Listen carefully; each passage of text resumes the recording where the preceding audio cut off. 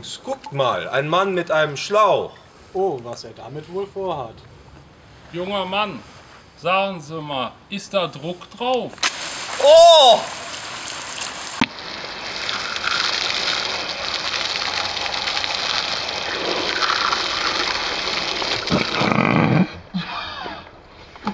Ja.